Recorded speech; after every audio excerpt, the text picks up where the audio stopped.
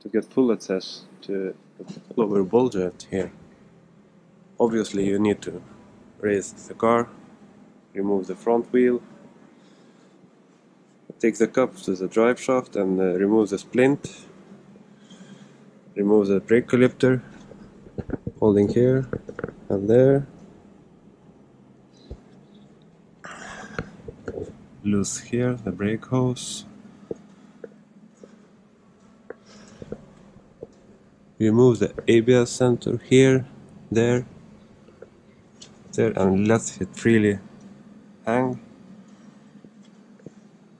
Release the upper joint, release the steering rod, and then remove full wheel hub, and then you can have access to the ball joint.